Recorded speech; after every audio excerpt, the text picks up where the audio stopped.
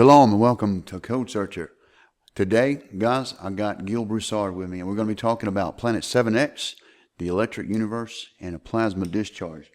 Before I get to my guest, I want to read a couple of things for you to set this thing up because, I feel like Enoch. In the past 3 days, what you has been revealing to me about this electric universe thing and what actually happened with Siding Spring when it came in close approach to Mars. So we're going to be talking about those things and what is the possible outcome of a close approach of this planetary body, this system that's coming. It's out there, folks. There's no question, no debate about that. The science shows it. Gil has been able to show it in his models and in his layout of the timelines of events in the Bible where this could have possibly have come through. It explains a lot.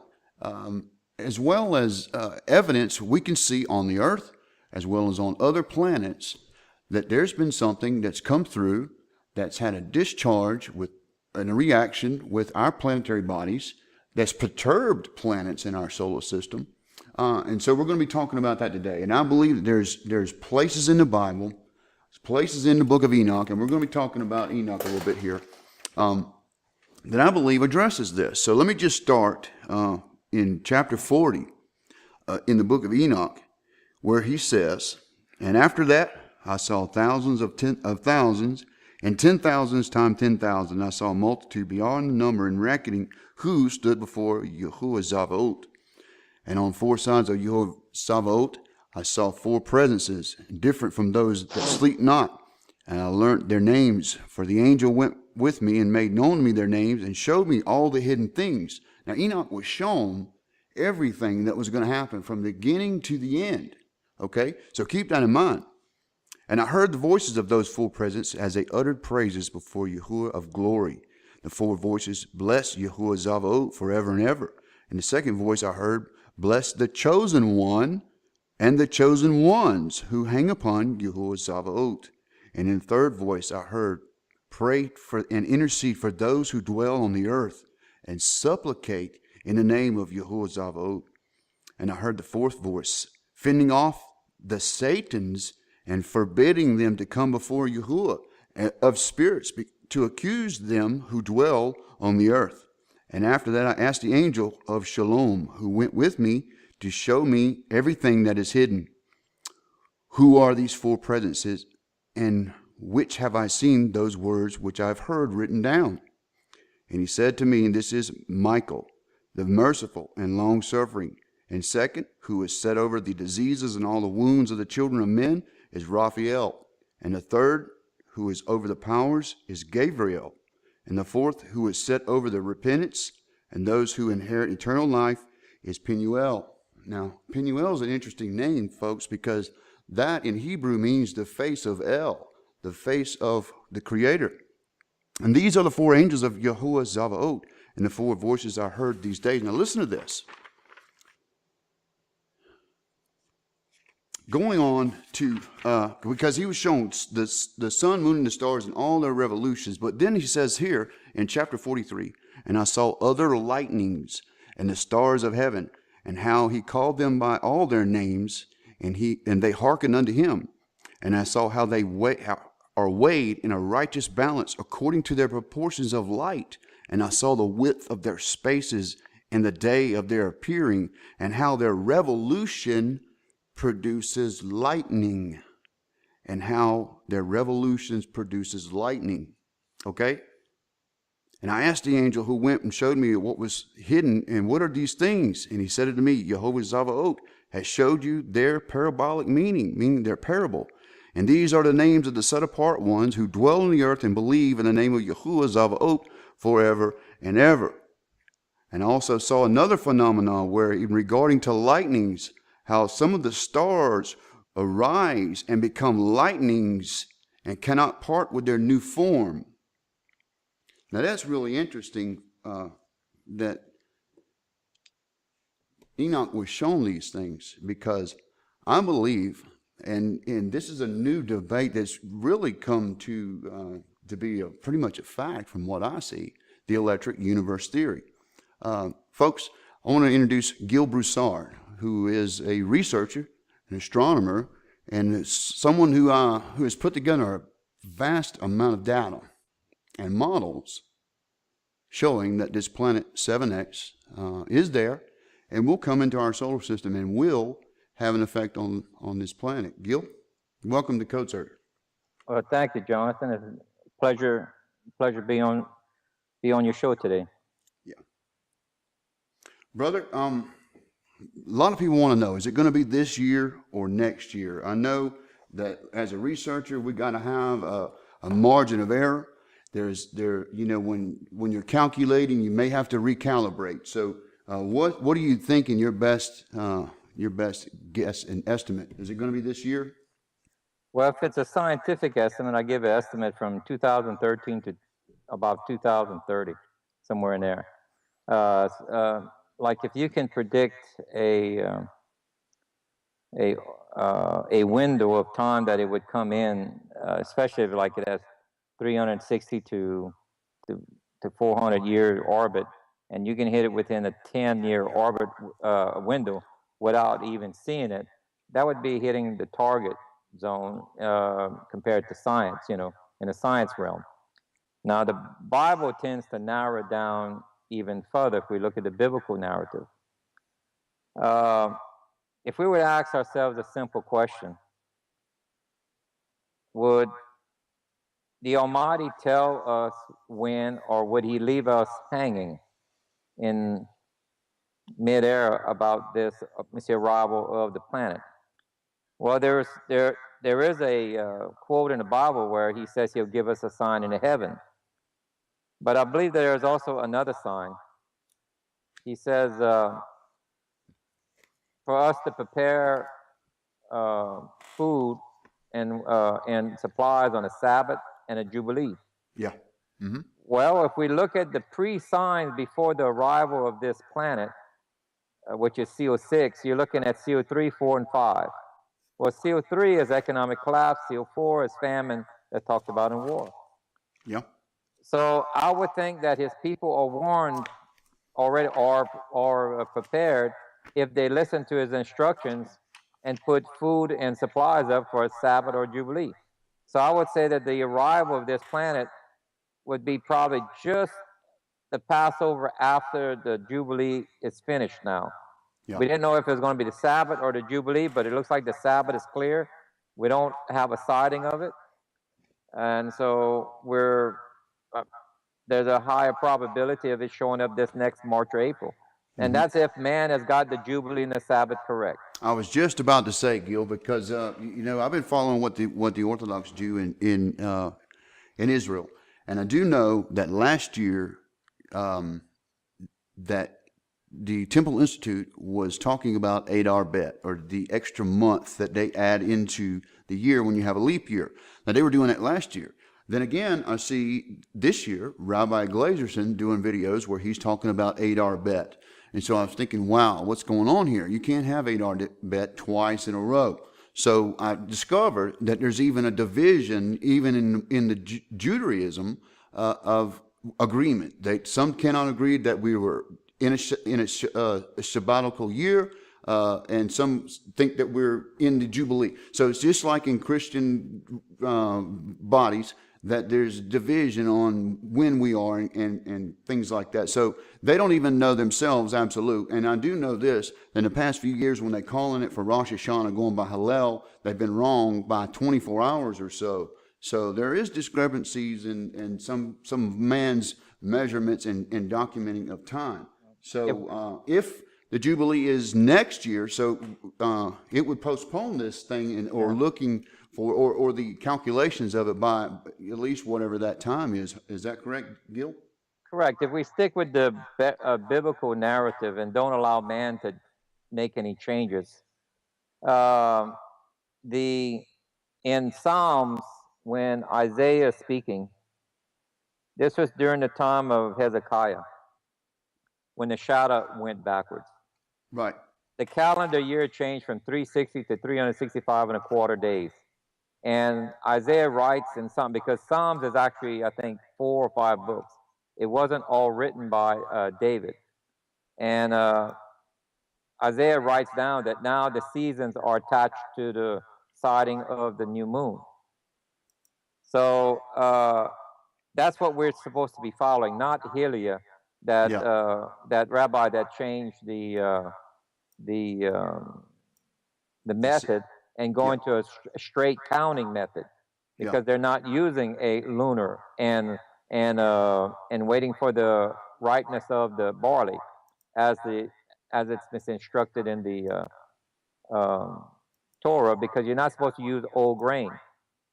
So so there is a discrepancy, even the way people look at the moon, whether or not it's a if you look at the old way of looking at a new moon, it was the first sliver of light, and there's an argument over that even. So if we have things right, and that's the only thing we can do, because we didn't live through it, we don't have it documented for our personal. We have to rely on others. So if we do have it right, then I would expect it possibly this next March or April. Right. That verse that he is talking about, folks, I did an actual search on that to see if it had anything to do with Nibiru. And I'm talking about where Ahaz was with, excuse me, hold on. Hezekiah, excuse me. I don't know why I said Ahaz. I'm trying to think of too many things at one time. What he just said, when the sun went back on the steps, this is the actual verse right here that you see. This is Isaiah 38:8, and it runs right through the word Nibiru, which is standing vertical in that. Also, I found the year in here, 2016, written backwards. So, what I did with Gil's timeline is I tried to go and see if I could find any correlation with that timeline. And this is one data point that hits spot on to that point. What he's talking about is when time went back 10 degrees, it went up 10 steps, as he's shown in his chart. Here it is in the codes, just as he said. It even gives a year, which is 2016, written backwards right there, Gil. I just kind of want to interject that because this proves with Bible code. Let me help you out a little bit on that. Okay.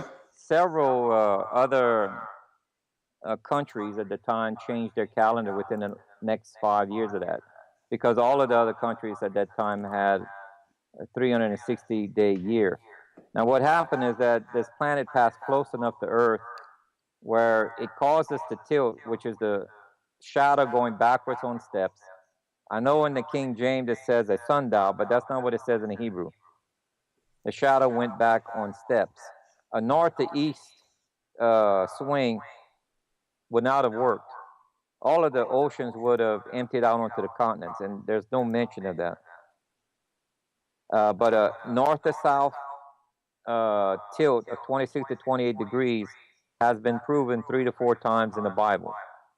And it passed close enough to where it drug Earth outward slightly, which would increase its diameter around the sun, giving us a longer period of year, which would give us 365.25 days. And this is documented outside the Bible in secular history, in several cultures, that everyone had to change their calendar to 365.25 days. Yeah, so, and I like how you did that, Gil. I'm actually flipping through your charts now, looking for the chart that shows Hezekiah's steps. I can show you the diagram right now. I have it in front of me. Okay, that would be even better because I'm kind of stumbling through it. Okay. Let's see right here. You able to see this or not? Yes, we are. Okay. Mm-hmm. Let's see right here. Hezekiah. This is Hezekiah right here.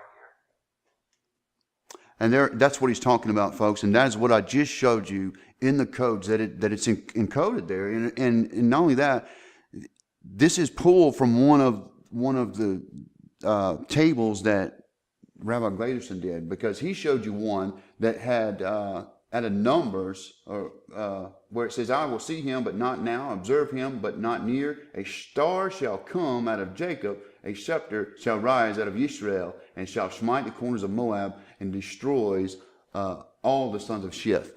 And we're talking about the same thing here. This planetary body is the hand of the Creator. I mean, He created the universe, so it is His prerogative. It's His will to use whatever He does that will bring judgment and destruction. And the Word actually confirms it, folks. It's the same way that He uses the moon and the sun to give us. It's a tool that He created, whether it gives you a blessing or a curse. Because remember when Joshua's long day happened, he used this to give them extra 12 hours to destroy their enemy. And it was a blessing to him. And only the meteors fell only on the enemy. None of the fiery hail fell on Joshua's men. So this item can be as a curse or as a blessing. Now, since I've made the charts, there's a new archaeological find that verifies what I'm saying. Hezekiah's seal? Yes, you see the seal right here on the side there. Let's see if we can find a larger picture of this right here.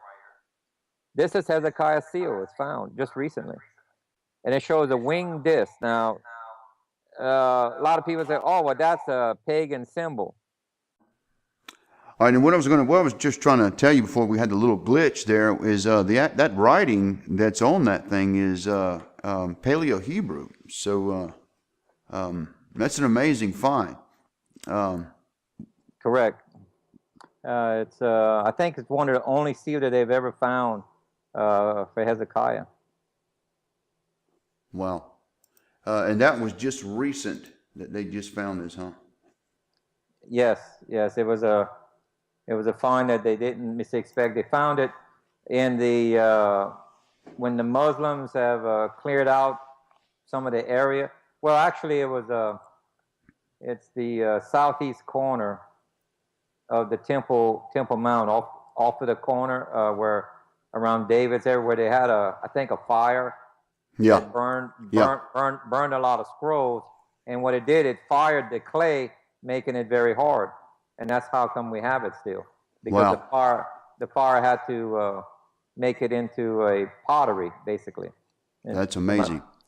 Yeah, that is amazing. So, I mean, we got, and as he said, there's documented evidence with the Chinese and with the Nibiru disc that was found in Germany. I mean, there's all around the different expressions of different cultures have seen this thing.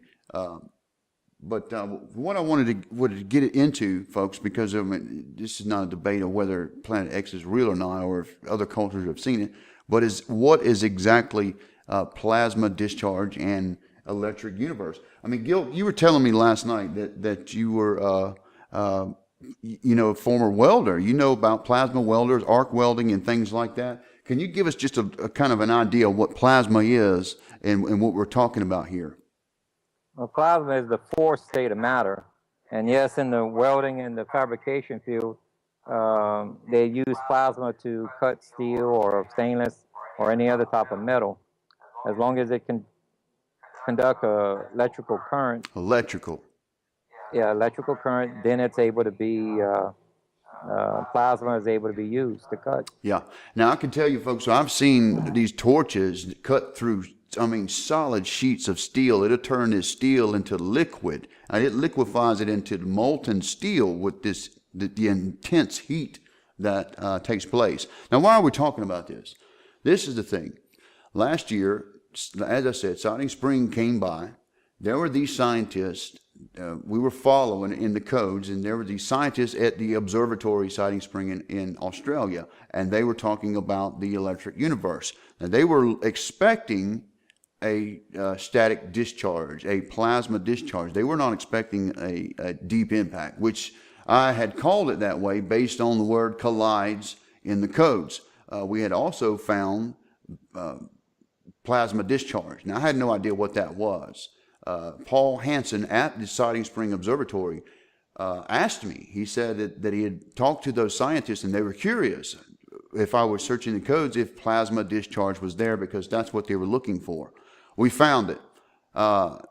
No direct hit on Mars. And so I can yeah. go ahead. I can play the video if you want to. I can play the video to show it to the audience if you want. Yeah, that'll be good. So as he's setting that up, folks, what we're talking about here is this comet came by, and these scientists were anticipating some sort of discharge, and it actually happened. And the thing is, it was totally overshadowed by my mess up of saying it was going to be a deep impact, that we had actually had a predictive code, and we found out about this 18 months later when NASA actually confirmed that they did collide, that the atmospheres collided, and that is why there was a static discharge, because it was like a bolt of lightning flashed on Mars, and it lit it up like a light bulb. What you got here, Gil? This is a segment off of my DVD that shows it. Let me just play it for you. It's about 1 minute and 49 seconds long. Good.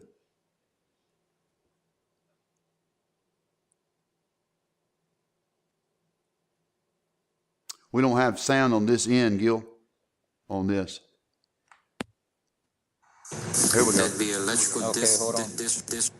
astronomy and physicists. There we go. We got it now. Physicists made a prediction just recently that when comet sighting springs pass near Mars, that if their theory that the comet tail was plasma, there'd be electrical discharge between the comet and Mars, and that's what we observed. Observation like that is science-based. I looked into comet sighting springs passing by Mars that would confirm this theory. NASA was providing a live feed during its arrival back in October 2014 of this encounter between the two bodies. When it got a little too close, NASA cut the feed to this much further out angle. As you can see, this image is not all that great. Fortunately, I was able to find another angle from a different available video. I remember when they cut the feed to it too, because we were following this really intensely. Professor of medical sociology. He was located near on Mount Tide National Park, Tenerife, Spain. He was able to record this interaction between sighting springs and Mars. What you're seeing is Mars light up like the sun after comet sighting springs' tail passes by, almost like that of an electromagnetic pulse. There was no major news media that covered this interaction. The only and closest article that I could find was given out by CNN titled "Comet Sighting Spring Buzzes Mars, but NASA orbiters and rovers are safe." Yeah. Nothing else was talked about. I was a little disappointed, Gil, because it was clear that we had in the codes plasma discharge. Then they actually film it, and it actually happened, and nobody talks about it. It wasn't a big deal in the electric universe, field where it was just flooding the mainstream. But I do remember, and I don't know why we got two pictures of me. Oh, you're showing a screen of me. Anyway, what we're talking about, and he had a great graphic up in just a second. I'm going to show you. Here it is. This is what we're talking about here, folks, the plasma discharge. As this planetary body, it doesn't have to be a planetary body like Planet 7X. This happens with comets. It happens with large rocks. Anything that has the charge, it will interact with planets. Now, the thing about it is, we've seen it happen on Mars. We've caught it on film. It's happened many times. There is evidence on Mars, and I'm going to bring up a picture here of Mars and the scars there, because this is what we're looking at happening when this comet comes by. It strikes the planet like a lightning bolt. Now, there are times, and you can see from the Marianas Trench they have here. I don't remember the exact science word for it, and I shouldn't be slipping on that. But this trench that we're looking at now, and you can see the strike point of where that happened. Now, Gil's got a graphic that we're going to look at in just a minute of Northwest Africa of the same kind of thing. Now, here's the theory. If Planet 7X has come by the Earth, and it is believed that there has been a plasma discharge before, at least 2 or 3, maybe 4 times on the planet, This is one on Mars. Now I want you to look at the way it is, and I'm going to put at the bottom of this video a couple of videos that I want you to look at about this scarred planet. That's what the video is called, and what happened here, because this plasma, like a torch, cut across Mars and gouged out all of that material and displaced it somewhere else. Now, that is amazing, because what you're looking at here is many times larger than the Grand Canyon.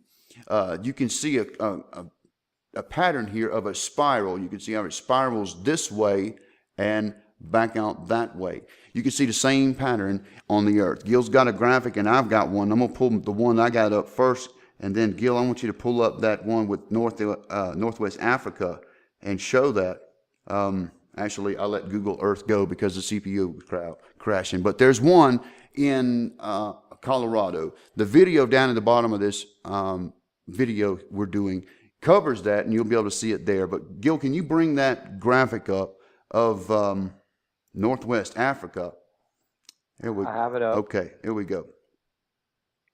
Let me just kind of move our pictures out of the way.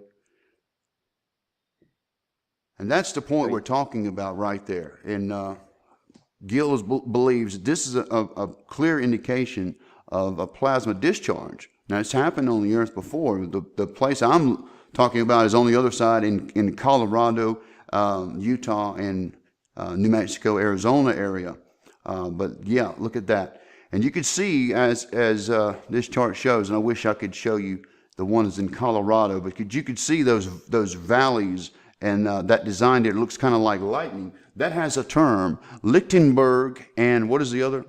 Dendritic patterns that cause from electric discharge. This is actual factual science, folks. Those terms, you get it, and they can reproduce it in a laboratory, this same pattern, because plasma on a molecular scale can be scaled to a galactic scale. So all the way down to those little lighters that you use to light your fireplaces that has the electric spark, that little tiny plasma spark, all the way to the graphic we just saw where Planet X and the Earth was in between a lightning bolt.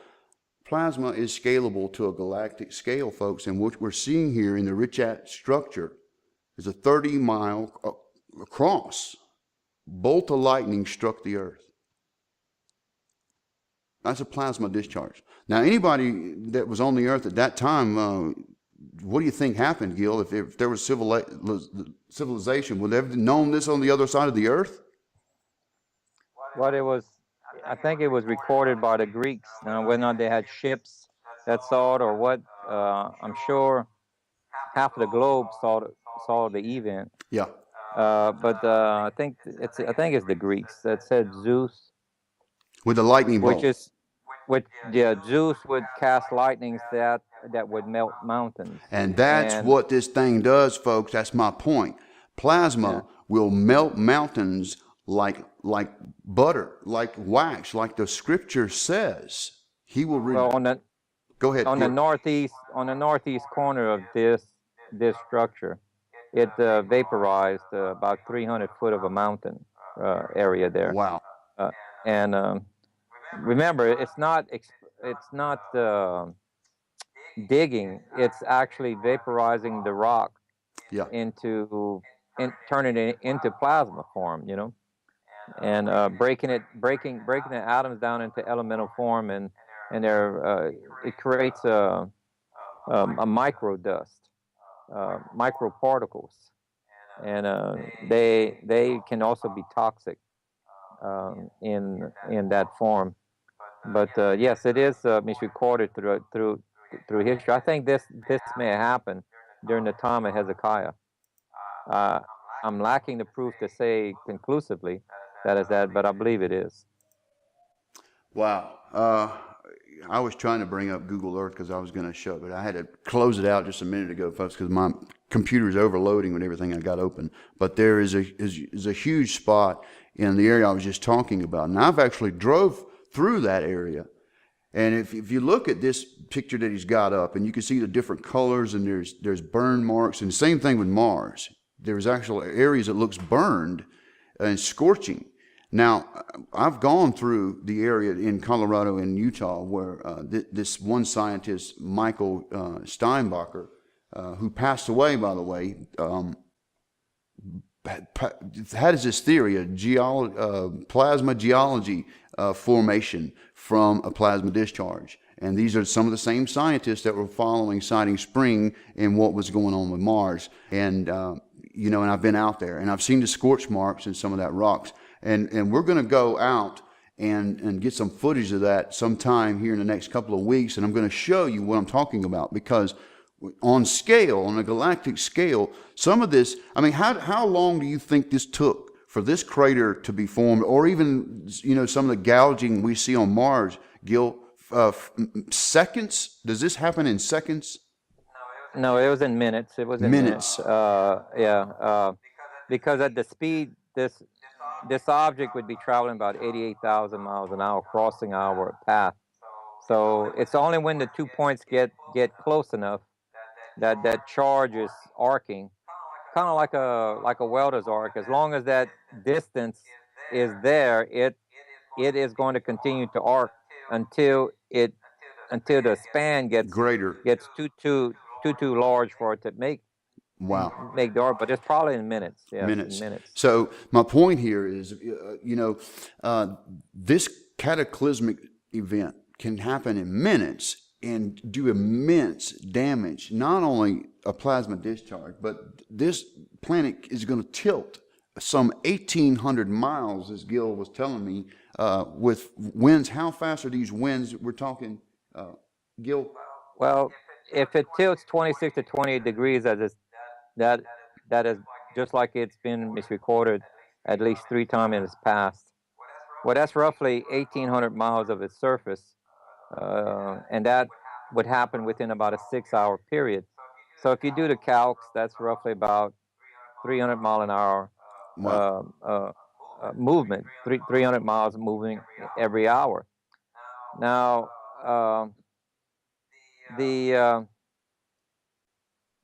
because of terrain, the winds on the continent shouldn't be as high as that. Should be anywhere from 150 to 300, somewhere in there.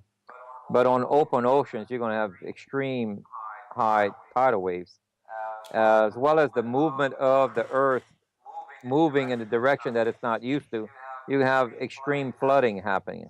It won't be a more or less tidal wave, but be more like a surge of water that will go 300 to 400, 500 miles inland in a north to south direction. Wow.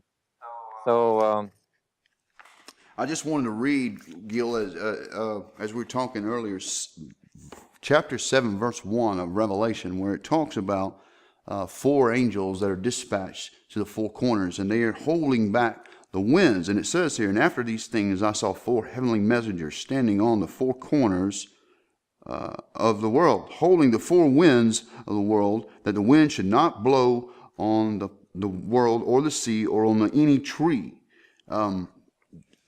That sounds like the planet actually stops when that happens. So we're talking about reversing its direction, or just stopping? When we start to enter the tail of the plasma, remember the plasma of the there's 3 tails basically on a comet. There's your debris field that follows the direction of its movement, the path of its movement. Then there's a dust trail, and then there's a plasma tail. The plasma tail always points opposite of the sun. The dust tail is in between the plasma and the debris field. So when this gets in between us and the sun, well, then the plasma is hitting directly Earth. It's causing like an eclipse, a darkening of the sun, but we're entering into the plasma. And this would take about 24 to 28 hours for us to clear that plasma stream.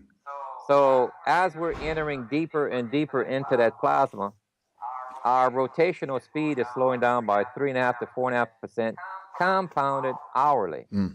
Within a 24-hour period, Earth will come to a gradual stop, completely stopped in its rotational. And this is where the astronomers, because they are using a gravity model and they're not using the physicist model, this is where they'll make the prediction of the wrong half of the Earth being hit. They will predict Europe, Asia, and Africa side of Earth, which is 2/3 of the continental crust. But after a 12-hour rotational delay, it causes the other side to be hit, which is North and South America. As the biblical text says, 1/3 of the grass, trees, and later it mentions a third of the rivers. Yeah. North and South America is 1/3 of the continental crust. Only one half of the globe can be hit by a meteor shower at any given time because it's spherical in shape. There you go. You know, and there's several places in Revelation, folks, and I've been one that follows Wormwood. Now, Wormwood has a connection to this planetary body. I can't say that it is Wormwood, but I think it's the cause of it. And I think it's the what brings in this because we're not just talking about just Planet 7X. I mean, there's other bodies that are with this, right, Gil? Or am I hearing that wrong? Are there other planetary bodies with it? There is no data to support that at the moment. Really? Now, that doesn't mean that it doesn't exist. It's just that I can't say it because I found no supporting data to support such a claim. Okay. The Chinese had a very good look at it. I mean, it didn't come as close as Hezekiah. Neither does Hezekiah or them mention multiple objects. Okay. So if there is, they're very small, and there'd be a moon, not planet, because this is not a solar system, Okay. as some say. Because if this was a star, let's say, a dwarf star, we wouldn't be here right now. Because it's already come close enough to tilt us 3 times. It would have captured us and drug us right out into deep space. It's a planet. Wow. Similar in magnetic field as Earth would be, and opposite poles attract. I have a graph up that shows this. So it's like 2 magnets pulling on each other. Yes, opposite poles attract. That's why it won't flip 180 degrees. It's not the way magnets work. They will attract. They will tilt towards each other about 26, 28 degrees. Wow. The only way that it'll go even 90 degrees is if they would almost touch. Because they are apart, they will only come to one part of that tilt. About 26 to 28 degrees it has happened. Interesting. Happened in the past. Interesting. And because of this rotation, if you look at my chart that I have up, my graph, you need to be at the pivot point. The pivot point of rotation, the biblical text is alluding, will be around the Middle East when the Earth starts to tilt. Well, that's where the winds won't be. The winds will be minimum, almost non-existent. But if you're 90 degrees from that point of pivot, which is the east coast of America or all of South America and Australia, you're looking at the highest winds of 150 to 300 mile an hour winds, and the highest seas. Wow. Inland, ocean waters trying to cover the continents. They will go 300 to 500 miles inland. Wow. Yeah, and that's based on, because folks, with the centrifugal force, there's a lot of water around the equator, and as this happened, that water is going to go where it's going to go, and it's going to come in on all coasts several hundred miles. Let me help you a little bit on that. On the equator, there's about 12 kilometers of a bulge of water at the equator. Wow. When Earth starts to slow down, okay, it would take probably 3 weeks for water to dissipate and go all the way to the north and south pole. Remember, it took 40 days for the Earth to get even flooded. For like this water to separate that far to go north to the North Pole would take weeks, many weeks. You only have a 24-hour period. Yeah. That this Earth is stopping before it starts picking up spinning again. So you only have a partial coastline of flooding pertaining to the bulge of water. Wow. It will not be as drastic as some people make it appear. It's not lightning quick. Water takes a while for it to recede. And so what is more threatening is when this thing tilts, every island and continent and mountain is going to shift. They will have a different GPS location when this is over with. Then it takes 6 hours for it to come back up. So you have the winds and waters going the opposite direction when Earth is trying to straighten out. And it can come between 4 to 7 degrees from where it was prior. It won't necessarily go to the exact point that it was before. But in other words, northern Canada would be in the Arctic zone, or maybe the new North Pole for a period of time. So all of their nuclear power plants, their water system would probably instantly freeze, because they're not used to those winds being 150 miles an hour at freezing temperatures. It would freeze things instantly, like steel, you name it, all kind of items, vegetation, everything, animals would be instantly frozen. Remember the mammoths in Siberia? They had woolly rhinoceros and woolly mammoths that were all herds of them. Yeah. Were instantly frozen. Well, they got caught in the tilt when it came over northern Russia, and they were instantly frozen. With the food still in the mouth. Yes, and there were subtropical plants, warmer climate plants. You're going to see this again. This is going to happen again with different animals, but it's going to happen again.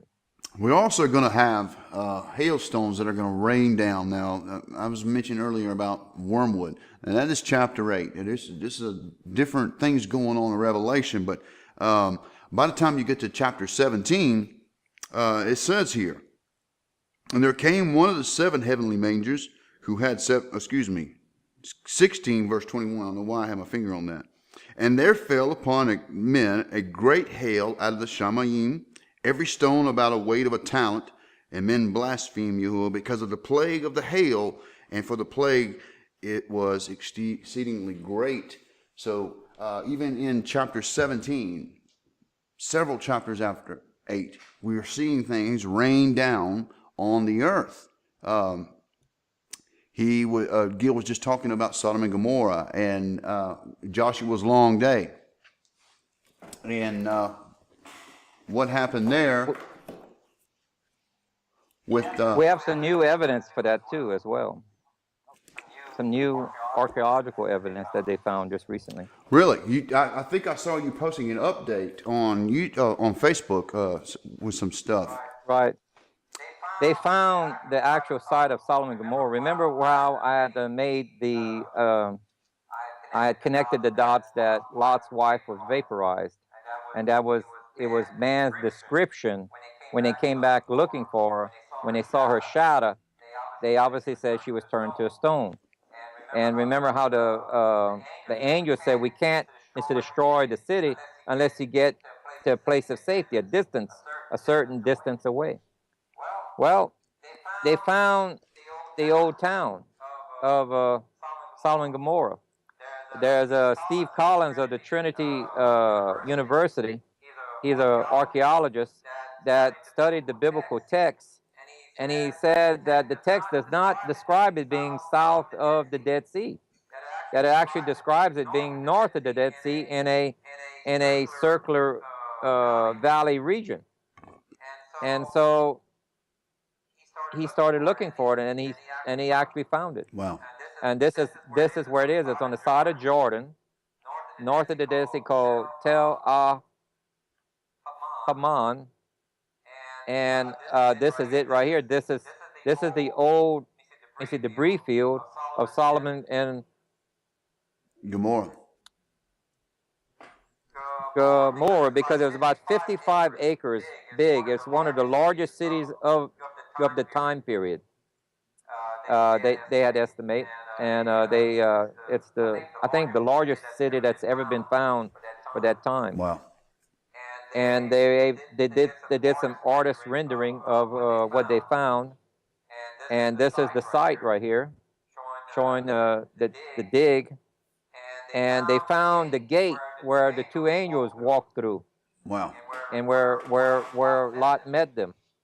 Now, what's interesting is that the the southern corner of this town, the houses were blown off of their foundation by something of some sort of explosion.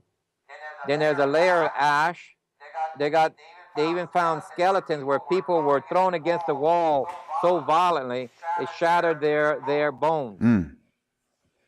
And the people lie dead just as where they were. They were partly vaporized. They found what led them to believe that it's a meteor or a comet that exploded over the town. Besides the ash, they found pottery fragments that turned to glass. The clay was fired at a super high temperature and cooled very, very quickly. The outside of the pottery, only on the side facing the blast, turned to glass. And it has a certain name, and you only find it at like a nuclear site, like an atomic bomb site, where it takes sand and turns it into glass. Yeah. This is the same type of structure right here they found. Yeah.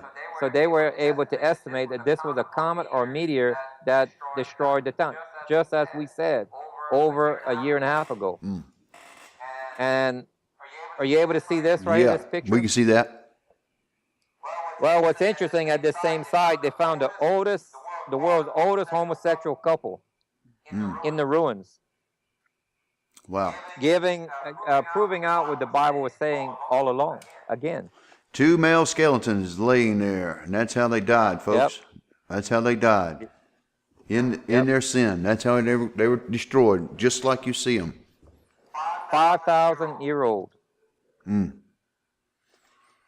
So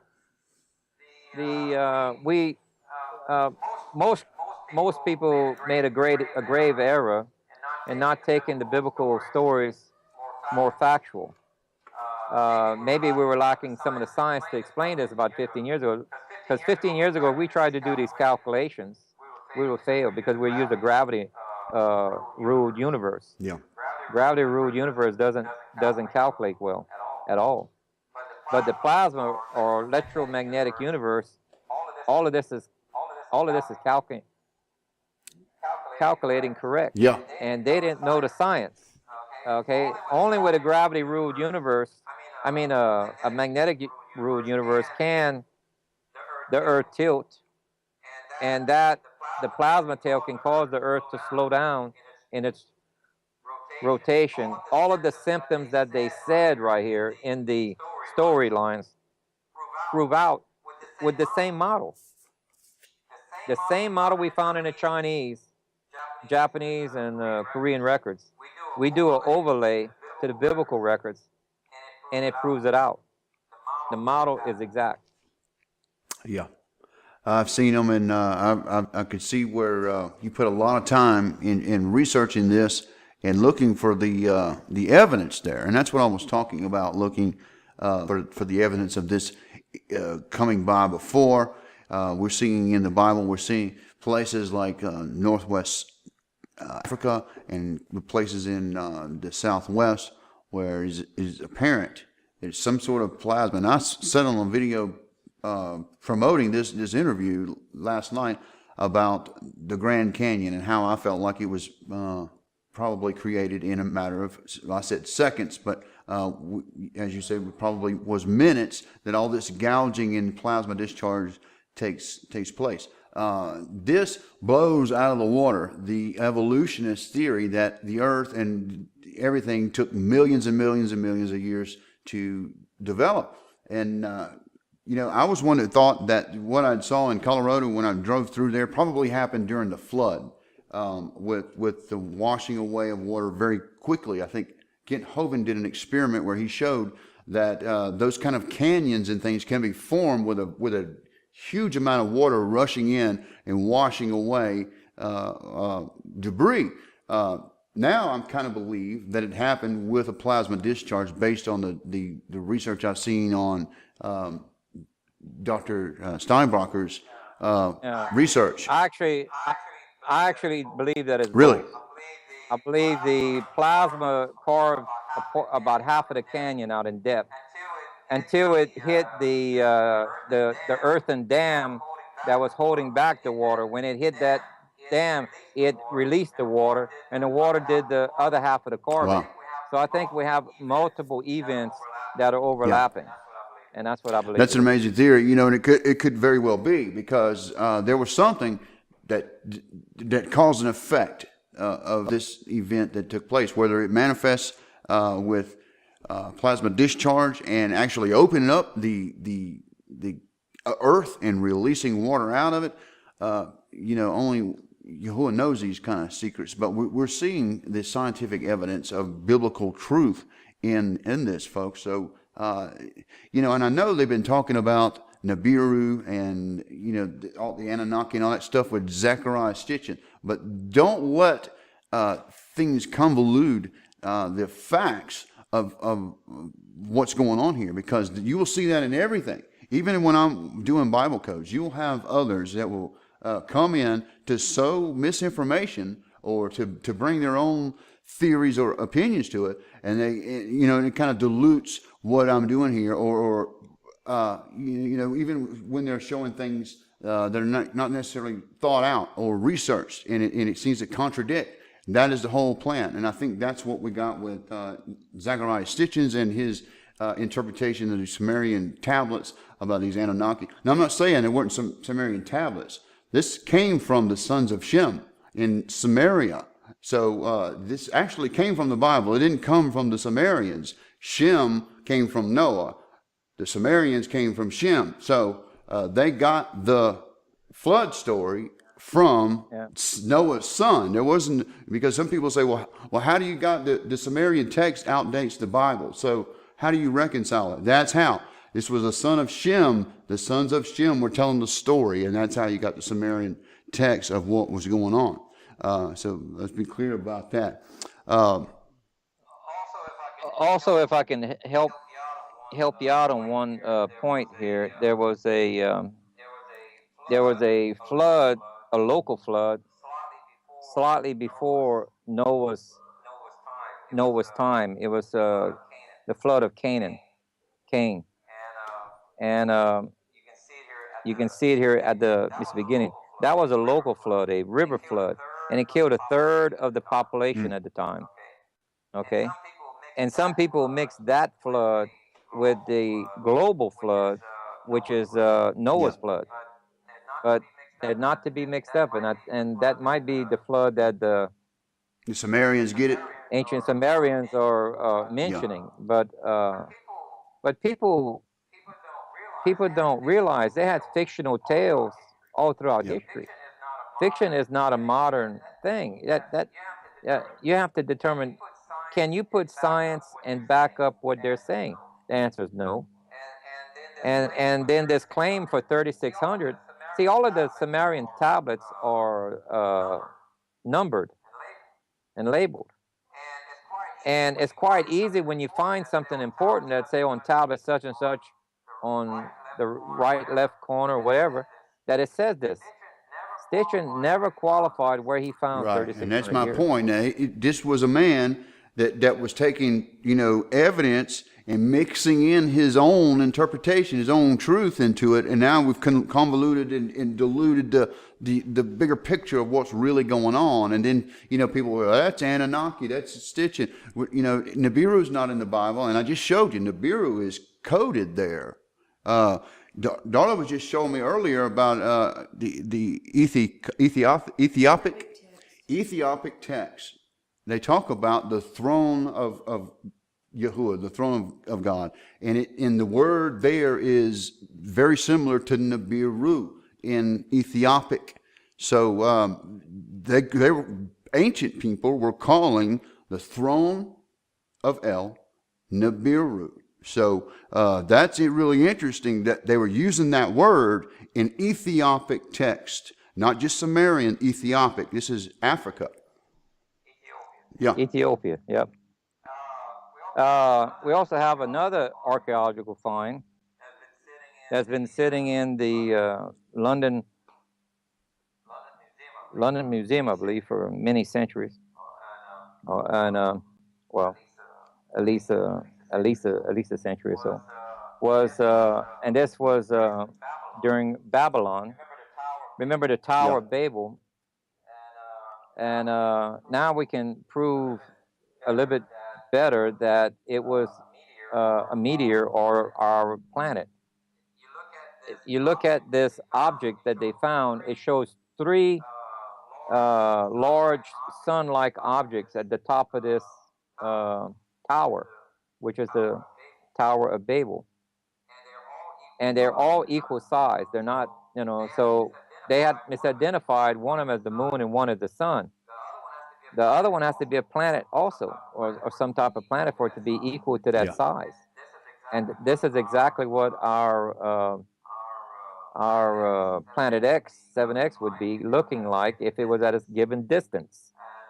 And there's three sun-like objects right there, because the moon and the sun are equivalent in size visually, and that's the only thing that needed to represent here is the other object was also visually equal to the same size, and they show it in this clay tab because it was important. Something happened, That's right. That's right. and So that's a you good all, point. So, other civilizations are documenting in the way that they could, and has brought this evidence of something that's happened that you can show a pattern and measure and test. Like Gil was saying, if you could prove it in a laboratory, that's science. So that's what we're talking about here. These patterns of these models and the evidence of these clay tablets of discharges on the earth, all these things that we put together to surmise what may be coming. what's interesting, John, is I think you also know ancient Hebrew, don't you? Yeah, my wife Symbols. studies and knows Paleo Hebrew. She's very fluent in that, and she's teaching me. But I'm in biblical Hebrew, Okay. so it's yeah. All right. Well, the first letter of the Hebrew alphabet is the Yes, Aleph, and it was represented in ancient Hebrew as an ox head, with an ox with that's right. horns. Well, remember Nim. Now you also know that Aleph represents the Hmm. Almighty, as well, like a mighty Right. figure. In other, Hmm. well, look at the crown that's on Nimrod in this picture right here. It's a crown with Sure horns, is. representing that he's the Almighty. He's wearing the crown of horns, as it's represented in That's ancient Hebrew. interesting. So the symbolism there also represents something pretty Yeah. important. Yeah, and I'm glad you had these slides and stuff together because my equipment wasn't cooperating, but we prevailed in this. Gil, you got any other charts you want to show us? Because we're coming up on a time limit now. Okay. One of the other ones I wanted to bring to you attention was they're the ancient city found off the west coast of Cuba that it's under it's submerged under 2,300 feet of water. Wow. And they can't explain how that city got there. Well, if you look at what my model on what I showed on how Cuba used to touch the southern part of South America and the tip of the Yucatan, these are either Aztec or Mayan ruins, which are now part of the western part of Cuba, and they won't be able to explain that, not in the level, like how did it get there that deep? Because after the crater, it simply collapsed. The edge of the crater collapsed a little bit, and that town went further Wow. down in depth. And so we can piece together enough evidence that puts all of this together. And just like I was telling you earlier, that the Gulf of Mexico is the world's largest crater, and the only way for life to exist with such a large crater because there's two levels of heat. There's a frequency that goes out that vaporizes all carbon molecules. Well, that's animal, plant life, and humans. The only way that this crater could exist is if it was under flooded Earth conditions, because it would absorb the Excuse heat. me. Wow. And this is the only other way that the moon could be formed. You can look at the moon right here at the bottom. It shows how it's pieced together in big layers. 71% of our continental crust was knocked off on the opposite side of Earth, and that's where the water receded. The water receded that made our ocean. Wow. And the only way that life could exist is if the Earth was flooded and Noah was on a boat. So you have a logic triangle you can't beat. Each one of those 3 to 4 points had to exist simultaneously for that crater and that impact and for the moon to exist. Yeah, and I know from watching the research I was looking at last night about Mars, they suspect the same kind of thing with Mars, that a lot of, like Phobos was a part of Mars, that it was actually gouged out with a plasma discharge and now is a moon, that there was crust actually removed from Mars. The top hemisphere is less dense than the bottom hemisphere of Mars.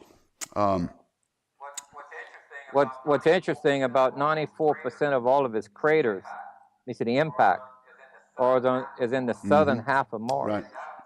And that is because the southern half crossed the debris field. Not the entire planet crossed the debris, only the southern half. And now it's at about a 1.5 degree higher orbit because it bumped into it. You can see the bruise where it bumped into it, a perfectly concave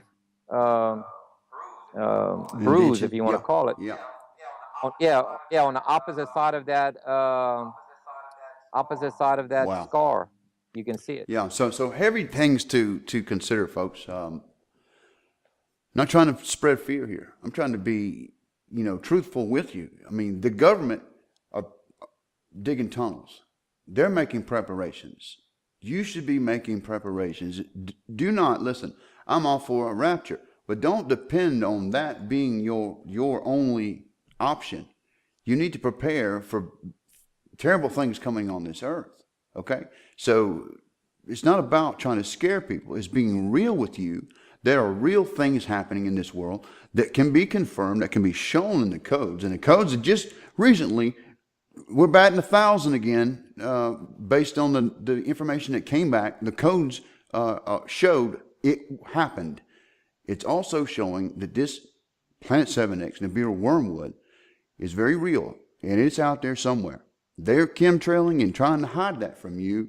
You need to wake up. Gil, you got anything else before we close it out, brother? I'd like to mention that wormwood is actually a large meteor that hits Earth on the second event, 152 days later. Okay, that is from the debris field. Okay, that's why it's the size of a mountain, because the planet is many times larger than a mountain.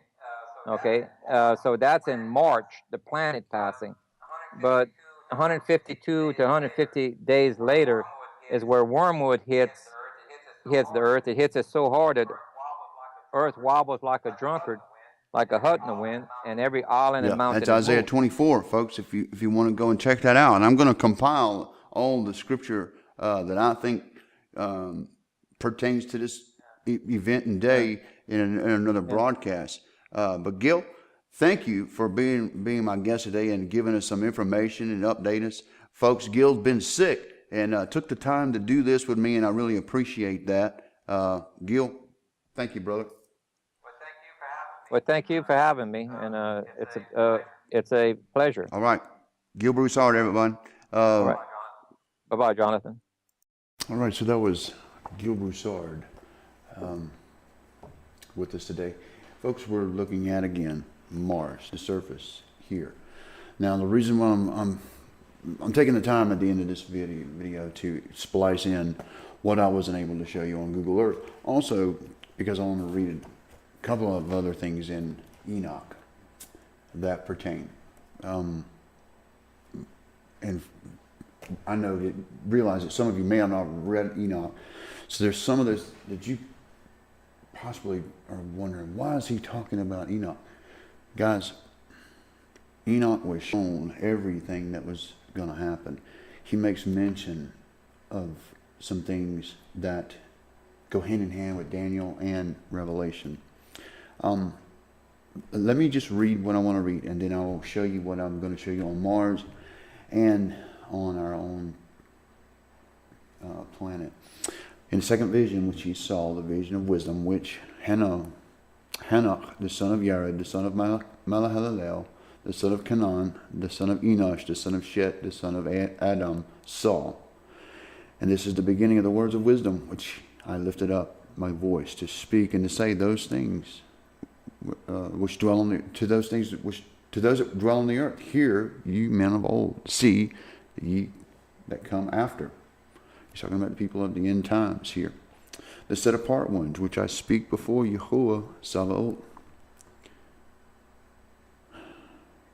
It were better to declare to them, to the men of old time, to those who come after, what will be withhold in the beginning of wisdom.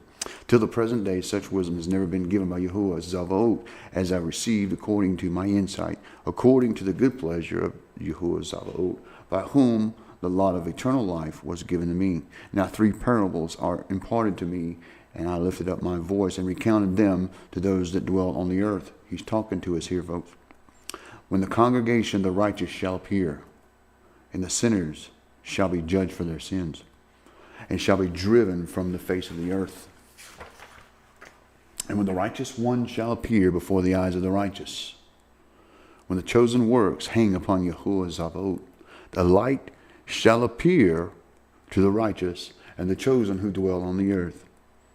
When then will the dwelling of the sinners, and where the resting place of those who denied Yahuwah Zavaot, it had been good for them that had not been born, when the secrets of the righteous shall be revealed, and the sinners judged, and the godless driven from the presence of the righteous and chosen. From that time that those that possess the earth shall no longer be powerful and exalted, for they shall not be able to behold the face of the set apart. For Yahuwah Sabaoth has caused his light to appear on the face of the set apart, righteousness and chosen. Then shall the kings of the mighty perish, and be given into the hands of the righteous and the set apart. And thenceforth none shall seek for themselves mercy from Yahuwah Sabaoth, for their life is at an end. This planet's going to be judged. And one thing that Gil pointed out in Joshua's longest day, when hail, firestorm rained down on the enemies of Israel, almost like precision warheads of our military, just kind of zero in. That's what they did to the enemy. Not one Jew, not one Israeli was hit. I'm saying that because there are those that are going to go through this, that are going to make it through this. It says it in the Word. It says it in the Word. It says 2/3 of the earth is going to be consumed by fire. Go and read Isaiah 24, folks. It hasn't happened yet, and it's coming. And I'm showing you a model and evidence of something that's possibly going to take place. When we talk about consuming fire, something that consumes a mountain, it will melt like wax. You can't even imagine that. So people say, oh, that's got to be spiritual. That's not literal. No, it's literal, folks. This image you're seeing is a discharge from a lightning bolt. Plasma discharge. This is much greater than the Grand King. This almost scars the whole one side of Mars. So imagine, this goes probably in perspective from the west coast of Africa to, Chile. I mean, it's huge. Now, this is what I wanted to show you in the broadcast, and it wasn't able to do that. And where did it go?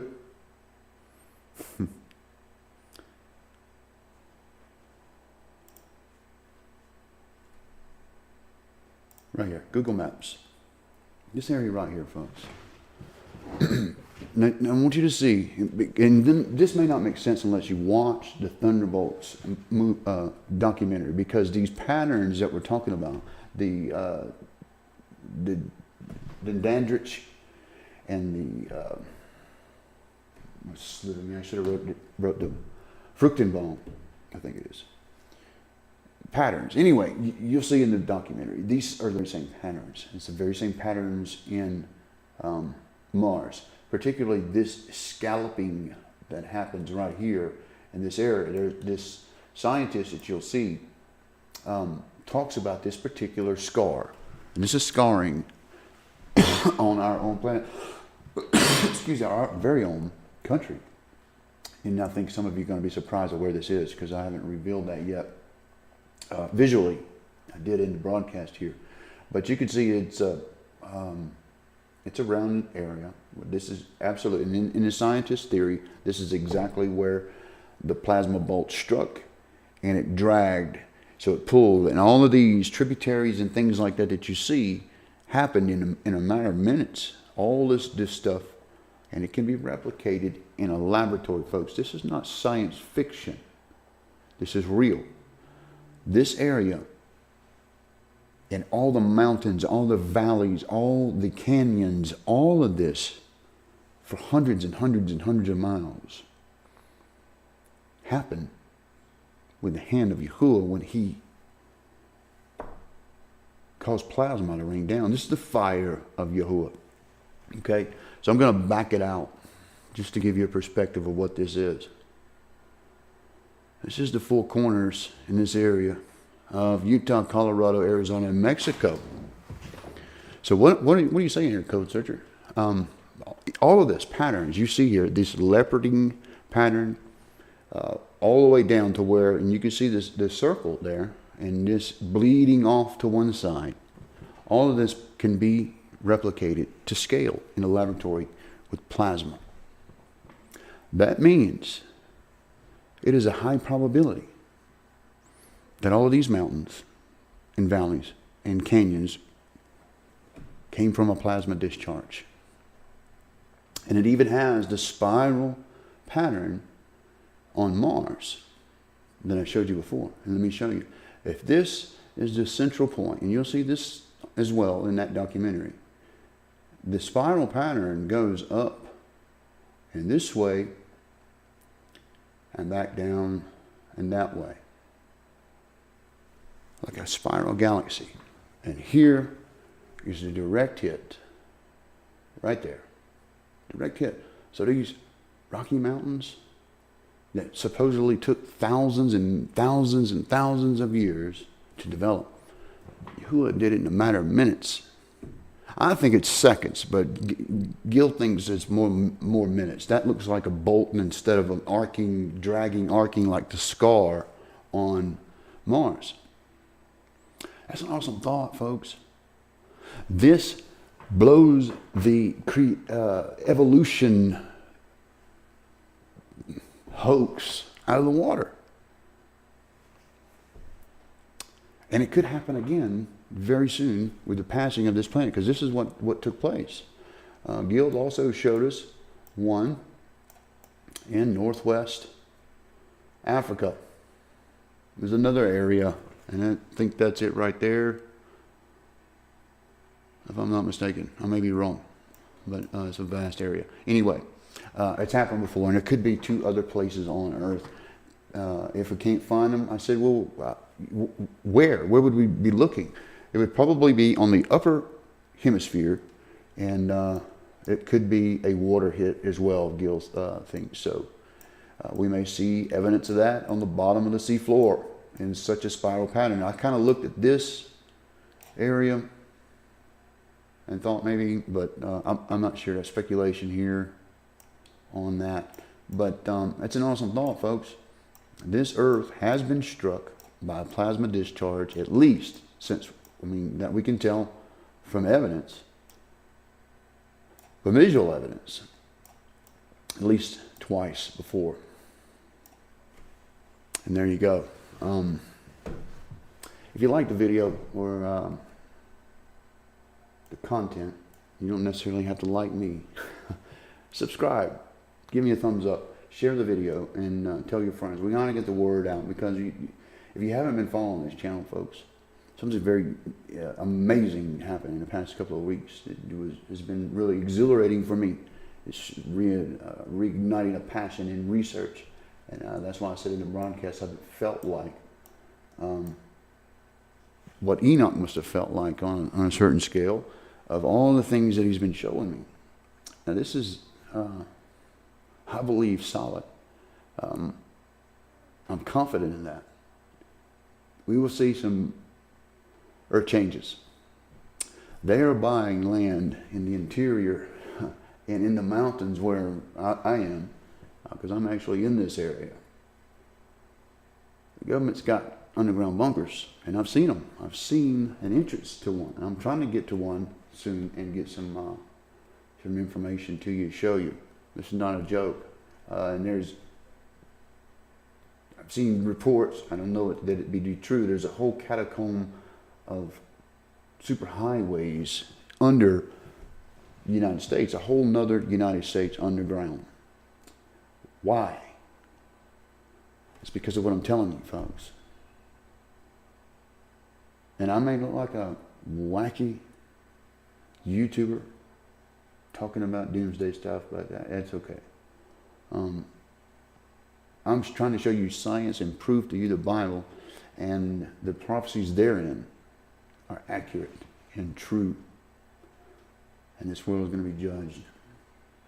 Not just America, the whole world. America is just one of the focal points that I'm on because I'm in America. There are other countries there in the matrix as well that are going to be judged.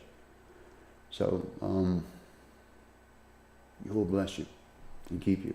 I think Donald is going to try to get a teaching out, so be looking for that. Again, shalom and Yahuwah bless you, and thank you for watching this video.